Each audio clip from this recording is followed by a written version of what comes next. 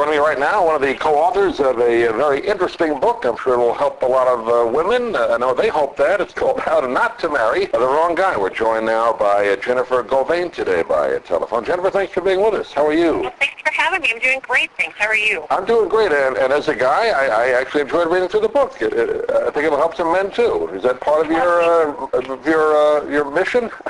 It is part of our mission. We joke that not a lot of men are going to want to read a hot pink book, but maybe you can hide it behind a magazine.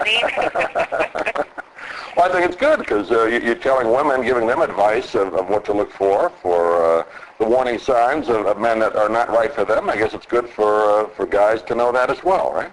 Absolutely, absolutely. And, you know, if you're with the right woman, your life will be much better. That's right. We all know that.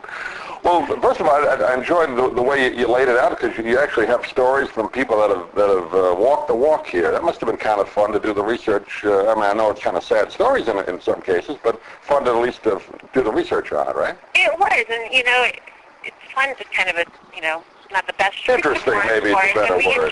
We enjoyed hearing from women. We talked to hundreds of women who knew they were making a mistake as they were walking down the aisle. My co-author, Ann, had called off a wedding 17 years ago, and she's actually the one that started this whole idea, and came back home and talked to women who said, how did you have the courage to do that? And myself, being a marriage and family therapist, I see countless numbers of women on my couch who, you know, sit with me and say, how did I get here?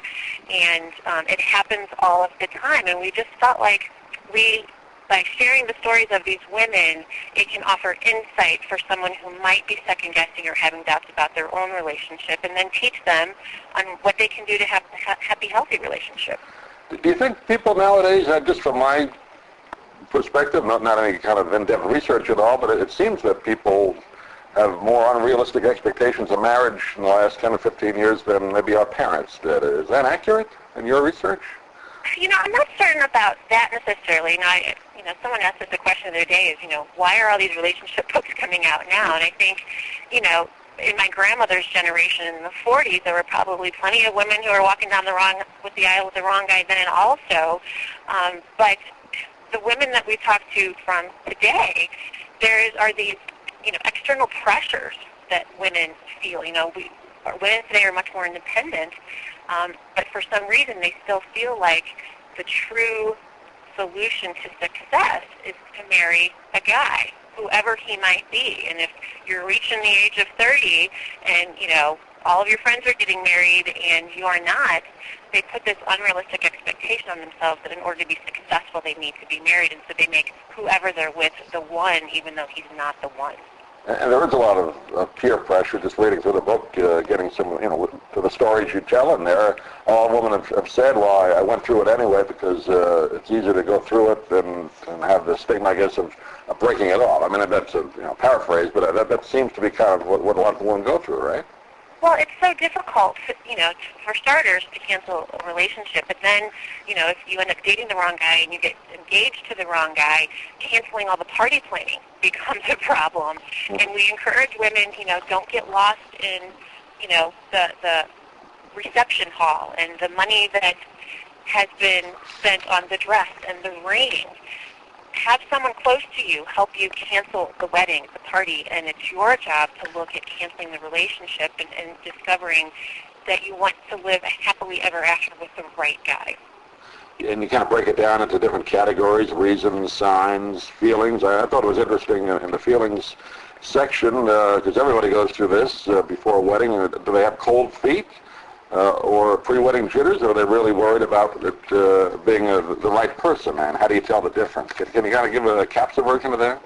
Sure, and people throw those terms around a lot, cold feet and jitters. And the way we break it down is we say jitters are normal feelings, nervousness, anxiety that you have surrounding the wedding planning, or is Uncle Harry going to, embarrass you at the wedding? Temporary things that aren't going to cause major disaster. Cold feet are when you are having anxiety and trepidation about the relationship itself. So if you're in doubt about the person you're about ready to walk down the aisle to, we say, when in doubt, don't. And do you feel, though, Jennifer, by talking to a lot of these women, that they feel more empowered now to make the right decision? You mentioned before, there is the feeling feeling if you're not married by a certain age or have kids by a certain age that in some way you may be a failure. I don't think that's true, but people feel that way. Is the message getting through, do you think? I think it's a difficult message, and we hear from mothers and aunts and sisters who are worried about, their loved one who's about ready to walk down the aisle with the wrong guy, and just because you express your concerns or, read these stories, it isn't necessarily going to give you the answer, and we tell women all the time, the answer lies within them. So if you are experiencing these behaviors that are causing red flags in your relationship, and, then we explain to people that those red flags trigger your gut feelings, that intuition, that inner wisdom, that little voice inside of you that's warning you something's not quite right. That's your answer right there. It's in you already, and we want you to learn how to tap into it so that you can have that long-lasting relationship with someone who really cares about you and cherishes you and respects you. Trust your gut. I guess that's the main... Absolutely. Always trust your gut. It's always right.